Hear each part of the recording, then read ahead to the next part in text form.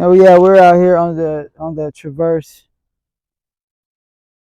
and we're gonna go ahead and tap y'all into the OEM Tie Rod Removal Tool. This gets lots of speculation on why you don't need it, but in this case, we are going to need it, and I'm gonna show you why in a second.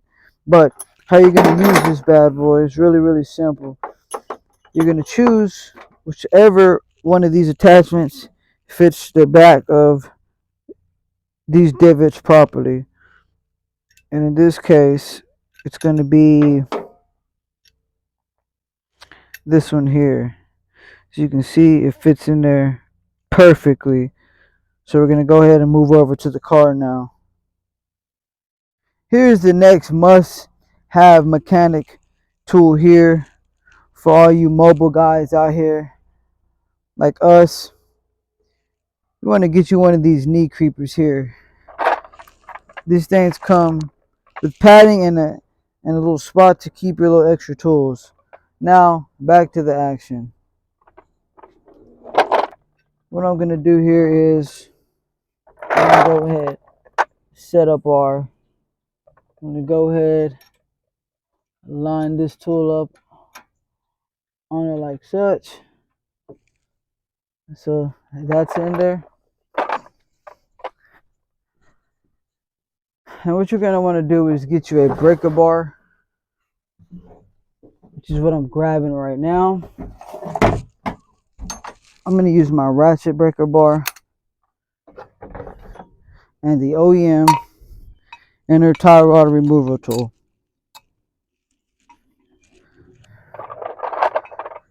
And what you're going to want to do is you're going to want to put these indention pieces on both sides. You're going to actually slide them on either side of your tool, on that side and on this side. And set your ratchet breaker bar up to go to the left. Alright, so we're going to fissure in there like such. Go ahead and rotate it to the left just a little bit, just to keep the tension on it.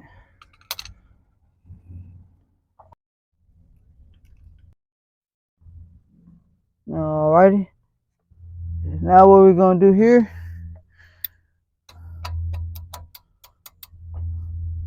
go ahead, set this bad boy up. Turn to the left. Ooh, it's going to be under super tight. You may even have to stand up. Alright. That should have broke her loose.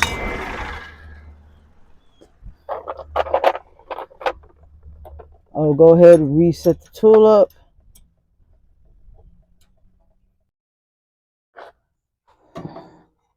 Now I got the inner tie rod loose. Just spinning it by hand.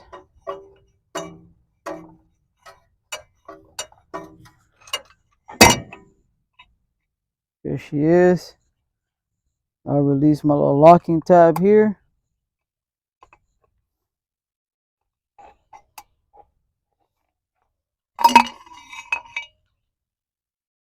There is the other tie rod. Super bad.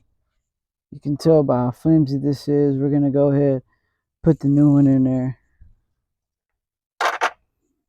You want to make sure that your threading looks the exact same as this one. And also you want to check the lengths. Make sure that they are the same length. Now this is one of those cases where after you put this on, you would have needed to count the rotations of the outer tie rod.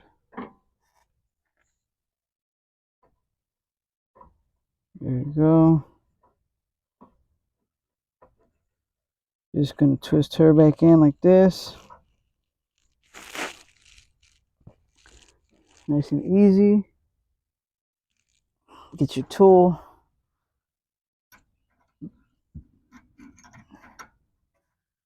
To tighten her on. Also, this is one of those cases where you do not have room Most people like to say, you can put a crescent wrench or a pipe wrench in here. You don't have room. Look, you do not have room to put a pipe wrench or a crescent wrench or a pair of vice grips. So no, that isn't the overall answer for everything. Pipe wrench, crescent wrench. Now, I know some people have changed one or two inner tie rods their whole entire life, and now they think they're professionals. So yes, this tool is necessary. In some cases, not all cases, there has been vehicles that I have used pipe wrenches and crescent wrenches to take off the stuff and vice grips. But this is not one of those vehicles you can do that with. So they're gonna do is tighten her up. When she feels snug,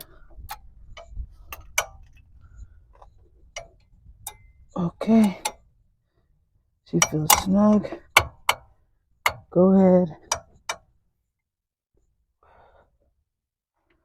and get the tool off.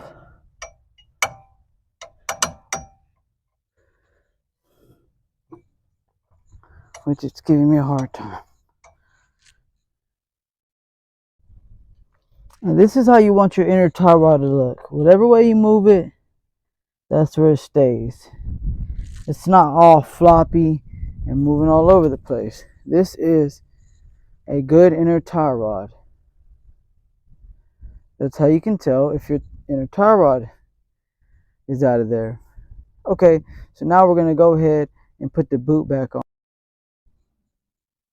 So your boot install is going to be a super duper simple process. All you are going to do is grab your boot, which will be this here. You're going to spin off your nut that locks the outer tie rod in place.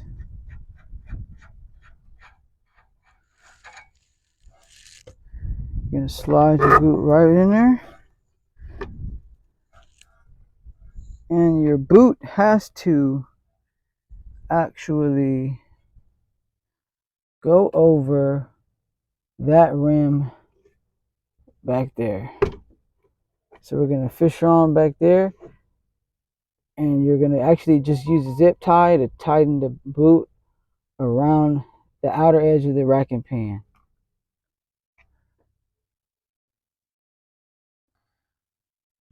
Now that you got your boot on, you're going to go ahead, put your spring clamp in place right on the edge like that to keep that boot in place. And now you're going to go ahead and put your locking nut to keep the outer tie rod from spinning too far in. Now here's where most alrighty, so we got our spring clamp back on, and we put our bolt back here in place. Now this is where the counting the rotations of the old one comes in play. It was 17.5 rotations before this actually came off, which means the original positions of this was down. So one full rotation off would be one full rotation. A half would be where it ends upwards. So it ended upward in order for me to take it off. So I'm going to put it upwards to put it on since it's 17.5. So here's the half, start the threads. So now, show you here, that's my half. Make sure it don't come off, so I know it's already on the half. Now I can give it the 17 rotations. 1, 2, 3, 4, 5, 6, 7, 8, 9, 10, 11, 12, 13, 14, 15, 16, 17 rotations. This is where we're going to lock the nut on, and we're going to put her in there, and we're going to put our bolt at the bottom of this thing. Put the wheel on, tighten everything up, and we're going to be good to go. So we are on the Chevy Traverse today. That's what we were doing, the outer and inner tie rod replacement to. We got our old tie rod right here. As you can see, it's just really flimsy.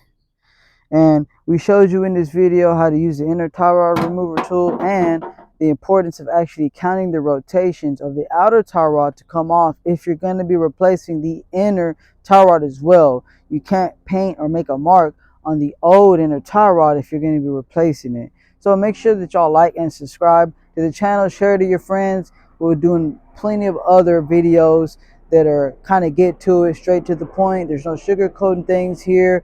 And we hope that we could help out some more of you mobile mechanics or DIYers at home. Really appreciate you for watching. Until the next fix.